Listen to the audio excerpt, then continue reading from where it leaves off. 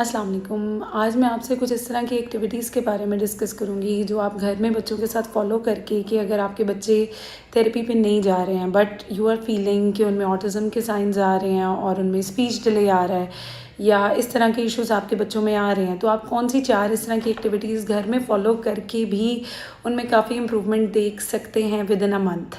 सबसे पहली चीज़ जो आपने करनी है, ये सब चीज़ें देखते हुए अपने बच्चे के साथ सबसे पहली चीज़ जो होगी वो होगी कि आपने स्क्रीन टाइम कम्प्लीटली बंद करना है। बिकॉज़ जब तक आप स्क्रीन टाइम बंद नहीं करेंगे, आपका बच्चा उस वर्ल्ड से इस वर्ल्ड में आके चीज़ों की लर्निंग की तरफ नहीं आएगा।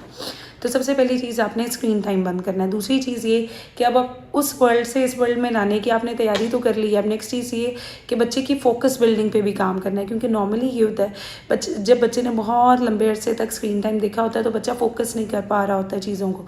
तो दूसरा काम अब आपने करना है फ़ोकस बिल्डिंग पे, और फ़ोकस बिल्डिंग के लिए जो सबसे अच्छी एक्टिविटी या एक्सरसाइज है that is the balancing activity. Balancing board easily आपको दराज पे भी मिल जाएगा, आपको अब तीमू चल रहा है पाकिस्तान पे, आपको उस पर भी मिल जाएगा। यू कैन ऑर्डर दैट और वो घर पे आप बैलेंसिंग एक्टिविटी बच्चे को करवाना शुरू करें। बैलेंसिंग एक्टिविटी साथ जब आप करवाना शुरू करेंगे, Aahista Aahista you will start noticing कि आपके बच्चे का फोकस इंप्रूव होना शुरू हो गया, उसने बातों को सुनना समझना शुरू थोड़ा बहुत कर दिया है। अब पहली चीज़ आपने स्क्रीन टाइम बंद कर लिया। दूसरी चीज़ अब आपने फोकस बिल्डिंग पे भी साथ साथ काम शुरू कर दिया। तीसरी चीज़ जो आपने करनी है, अब आपने अपने बच्चे को सोशल गैदरिंग्स का एक्सपोजर भी देना शुरू करना है। सोशल गैदरिंग के एक्सपोजर में आता है जहाँ पे बच्चे भी हों और जहाँ पे बड़े लोग भी हों। अब इसमें सबसे जो उनसे सेफेस्ट एक जोन आता है वो आता है कि प्ले एरियाज़ और पार्क्स में। अब आपने बच्चे को डेली फॉर 1 आवर पार्क्स या प्ले एरियाज़ में लेके जाना शुरू करना है जहाँ पे बच्चे हों, और वहाँ जाके बच्चे को प्ले करने देना है, ना कि बच्चे के साथ साई की तरह आपने बिल्कुल रहना है कि अच्छा वो गिर ना जाए, उसको ये चोट ना लग जाए। बच्चे को खुद गिरने दें, बच्चे को खुद उठने दें। तो तीसरी चीज़ आपकी ये हो गई कि आपने बच्चे को इंडिपेंडेंट प्ले के लिए प्रमोट करना है, और वो भी सोशल गैदरिंग्स में जहाँ पे और बच्चे भी हों, जहाँ पे थोड़ी सी उसे रीजनिंग भी आए, प्रॉब्लम सॉल्विंग भी आए, उसे पता लगे कि उसने दूसरे लोगों में बिहेव किस तरह से करना है। जो उनसी चौथी चीज़ अब आपने करनी है, अब चौथी चीज़ है जो आपने एक्टिविटीज़ को लेके चलना है, जो आपने बच्चे के साथ अब काम करना है, बच्चे को बिठाना शुरू करना है, बच्चे के साथ घर में काम शुरू करना है। इसमें अब आपको जो चीज़ रिक्वायर होगी, इसमें अब आपको कुछ एजुकेशनल टॉयज़ रिक्वायर होते हैं बच्चों के साथ काम करने के लिए। अब एजुकेशनल टॉयज़ कौन से लें, पेरेंट्स का सबसे पहले क्वेश्चन ये होता है कि हमें तो यही नहीं समझ आती हम कौन से लें। बच्चे को अगर ऑटिज़म है या बच्चे को अगर स्पीच डिले है तो इसका मतलब ये है कि बच्चे की अंडरस्टैंडिंग ही कम है, बच्चा कम बातों को समझ रहा है, इसलिए वो बोल नहीं पा रहा है ठीक से। तो उसके लिए जो चीज़ सबसे ज़्यादा इंपॉर्टेंट है, आप किसी भी अच्छे टॉय स्टोर पे जाएंगे, वहाँ पे आप देखेंगे कि नॉर्मली जो एजुकेशनल टॉयज़ हैं उनके ऊपर एज रेंज लिखी होती है। अगर आपके बच्चे की उम्र 4 साल है तो आपने उससे 1 साल या 2 साल पीछे, 1 से 2 साल की आपने विंडो रखनी है कि आपने 1 से 2 साल पीछे वाले एजुकेशनल टॉयज़ उसके लिए बाय करने हैं और वो इंट्रोड्यूस करने शुरू करने हैं।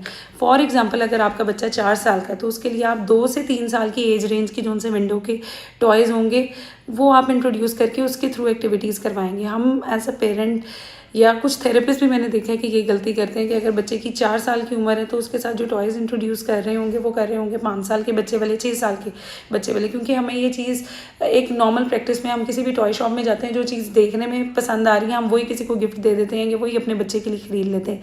ये वाली प्रैक्टिस एक नॉर्मल भी प्रैक्टिस नहीं होनी चाहिए। जब आपका बच्चा जिस बच्चे को स्पीच डिले का इशू नहीं है उसके लिए तो आप एज अप्रोप्रिएट टॉयज़ ऊपर एज देख के तो वो आप ख़रीदें, लेकिन जिस बच्चे में स्पीच डिले या ऑटिज़म के इशू आ रहे हैं उसके लिए आपने जो उनसे एजुकेशनल टॉयज़ का इंतखाब करना है। आपने 1 से 2 साल पीछे की एज रेंज के जितने टॉयज़ होने हैं आपने वो वाले लेने और वो इंट्रोड्यूस करने शुरू करने हैं। अब इसमें भी एग्जाम्पल के तौर पे मैं अगर आपको बताऊं कि फॉर एग्जांपल किचन सेट हो गया, आपने वो लेना है, फ्रूट कटिंग एक्टिविटी होती है आप वो ले लेंगे, फार्म एनिमल्स बोर्ड होते हैं आप वो ले लेंगे, ABC बोर्ड होते हैं, 1 2 3 बोर्ड होते हैं आप वो ले लेंगे। अब इसमें एक और क्वेश्चन पेरेंट्स का आता है कि ये ABC तो मेरा बच्चा पढ़ लेता है, मेरे बच्चे को 1 2 3 का भी पता है, तो फिर ये हम क्यों इंट्रोड्यूस करेंगे। अब वहाँ पर हमने कमांड फॉलोइंग पे भी बच्चे के काम करना होता है। आपने बच्चा अपनी मर्ज़ी से हर चीज़ कर लेगा बट आपने उसके साथ एक पॉजिटिव एसोसिएशन, पॉजिटिव रेपुटेशन को डेवलप करते हुए भी एक्टिविटीज़ करवानी है। जब आप उसको ए दें तब वो ए को फिक्स करें, ना कि वो रैंडम डिस्ट्रक्टिव प्ले के साथ उसके सामने उसने सारी चीज़ों को स्प्रेड किया और हर चीज़ को वो इस तरह से थ्रो कर रहा और फिर वो उसके साथ प्ले करे। प्ले आपका कंस्ट्रक्टिव प्ले होना चाहिए। 1 बाय 1 आप चीज़ों को इंट्रोड्यूस करें और फिर उसको करवाएं। जब आप एक एक्टिविटी को कंक्लूड कर लें एक टॉय को कंक्लूड कर लें तब दूसरे की तरफ मूव किया करें। ये भी गलती ना किया करें कि अगर आप अब इस वीडियो को देखने के बाद 5 टॉयज़ अपने बच्चे के लिए ले आए हैं तो वो 5 के 5 बच्चे को दे के तो बिठा दिया। No, just give 1 toy at a time, और उसका भी एक ऑब्जेक्ट परफॉर्म करने के लिए दें। जब वो एक्टिविटी कंक्लूड हो जाए उसके बाद दूसरे टॉय को इंट्रोड्यूस किया करें। तो जो लोग थेरेपीज़ को नहीं अफोर्ड कर पा रहे हैं या उनकी फैमिली उस चीज़ में सपोर्ट नहीं कर रही है कि हाँ थेरेपी की तरफ जाना चाहिए, बिकॉज अभी भी बहुत सी फैमिलीज़ में इतनी अवेयरनेस नहीं है, तो आप ये वाली चीज़ें फॉलो करके भी बच्चे में बहुत सी बेहतरी लेके आ सकते हैं। बट अगेन खाली इस चीज़ को फॉलो करते हुए आप बच्चे को कम्प्लीटली आप समझ लें कि बेहतरी की तरफ नहीं ला सकते हैं। At some point you need some assistance, at some point you need some, आप समझ लें आपको थेरेपीज़ की और थेरेपिस्ट की ज़रूरत पड़ती है। तो उस टाइम पे अगर स्टिल आप 1 मंथ इस चीज़ को फॉलो करने के बाद आप देखते हैं कि बच्चे में उस तरह से जिस तरह से इम्प्रूवमेंट आनी चाहिए नहीं आ रही है, बच्चा मेरा नहीं बोलने की तरफ आ रहा, बच्चा अटेंशन देने की तरफ नहीं आ रहा और उसके सेंसरी इश्यूज़ भी आ रहे हैं, then seek a professional help. Then इसका मतलब ये है कि आपके बच्चे को अंडर सुपरविजन उसको थेरेपी सेशंस रिक्वायर है।